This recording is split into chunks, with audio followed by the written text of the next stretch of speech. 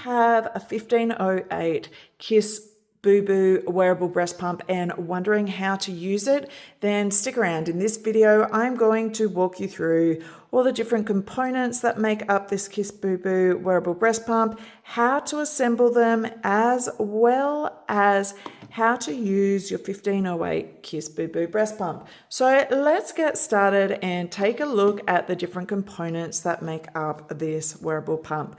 Now, I'll just pull this apart quickly. One of the things I really love about this breast pump is how simple it is. There are only 5 parts that make this up, which means it's really easy to clean as well as easy to maintain. So first up, you have a duckbill valve.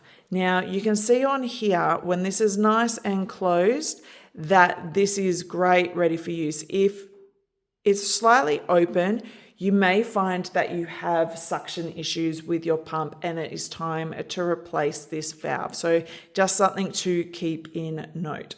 You have your diaphragm. Again, this helps with the suction.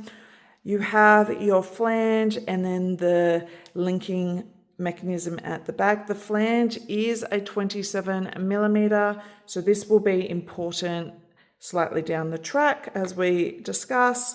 You have your collection cup. This is where all your milk collects. And then you have your pump motor, which is the brains of your pump. Okay, so how does this go all the way back together? Well, quite easy. You take your duckbill valve and that sits at the bottom of your connector. Now, I like to make sure this flat edge sits along the flat back end of your flange. Make sure it is on nice and firm. You don't want this falling off during a pumping session. And then take your diaphragm. This sits up the top of your linker. Now, you can see it's got a little bit of a lip. You want to make sure that this is nice and firmly in place. So run your finger around it. Having an adequate seal is integral for any wearable breast pump. They work on suction. So if you're having little air gaps and this isn't on place, then your suction strength will be reduced. So make sure that these are all nice and firm in place. Next, you're going to attach your flange with the completed linker onto your collection cup. Now the diaphragm sits in this opening up the top. So simply line that in, and then you can see here too, there's a tiny little groove here that fits into the top of your pouring spout. So make sure that's all lined up nicely and then firmly push your flange into place. Now it simply pushes in and that is all together. Last bit to do is to attach a pump motor. You can see here there's a little notch for your pouring spout, so just line that up and push that in nice and firm. Then we're ready to start our pumping session. Now, one thing to note with your Kissbobo is it will start on your last pumping session where you ended. So this is quite important because you generally want to start on massage mode. Now, with the Kissbobo, there are 3 different modes. I'll start at the top. You have your massage, which is this little hand. Now, these are the short suctions for initiating your letdown. So generally, these run for a minute or 2 until you can feel your letdown release. Once you have had your letdown, you can then switch to expression mode. Now, these are longer, drawn out suctions for drawing out your breast milk. You can run your pumping session for 15-20 minutes on your expression mode. You can also alternate between your massage and the expression mode manually if you're somebody that responds better to multiple letdowns. So you might want to say, for example, do 5 minutes on expression, switch back for a minute to your massage, have a play around to see what best suits you. If you simply want a run for your 2 minutes on your massage and then switch over to the automatic, you have this automatic or more of a mixed mode. You can hear it here.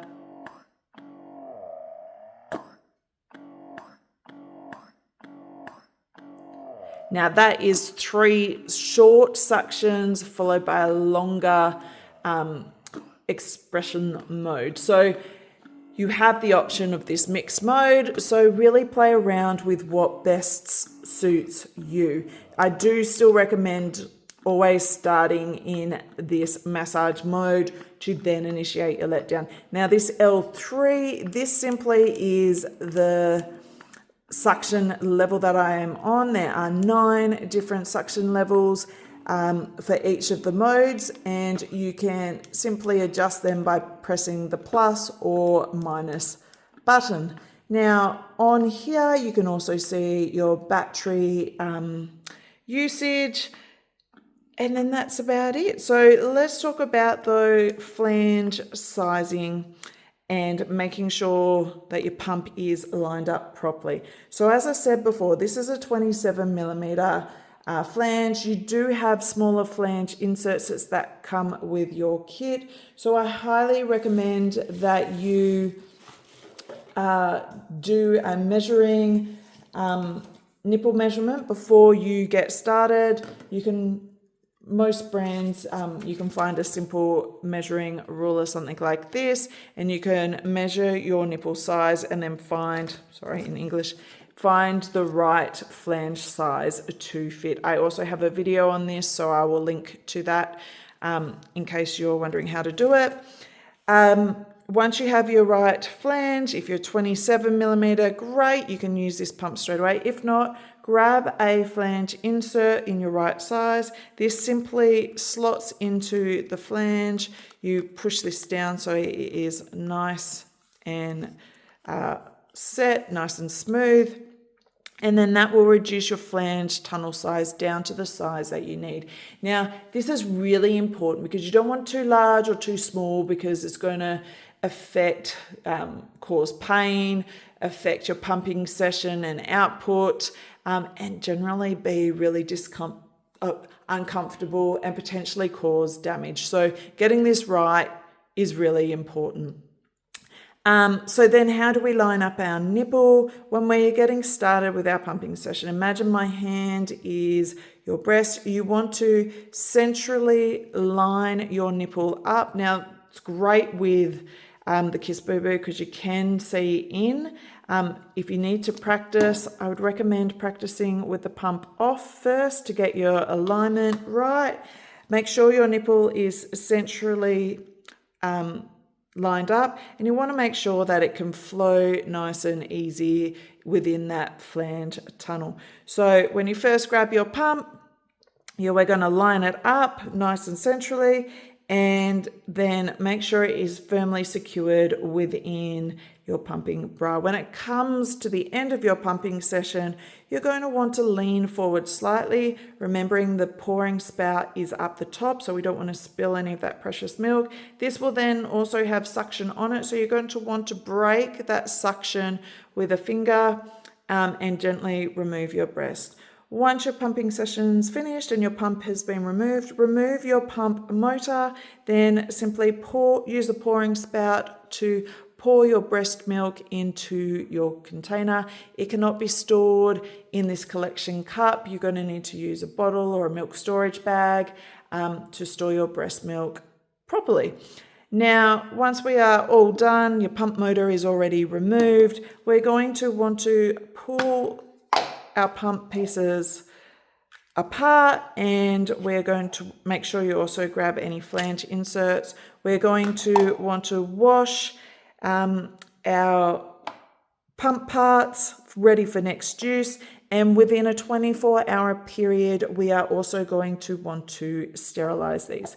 Now, these are suitable for top rack dishwasher. However, when it comes to sterilizing, they only recommend boiling, not to use a microwave or steam sterilizer. So I know some mums still choose to do it. If you do, know that this may void your warranty, but also make sure you've got it on a low setting, generally under the 110 degrees. Boiling point is 100 degrees Celsius, so somewhere around there.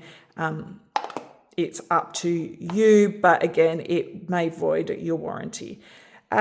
So I hope this video helps. If you have any questions, then please ask and I will do my very best to answer. Oh, sorry, one thing I did not talk about that I should is charging. It is done by a USB-C on the side of your pump. You simply, not that end, sorry. You can simply place your charger in there and let that charge away. All right, I hope this video helps. If you have any questions, let me know.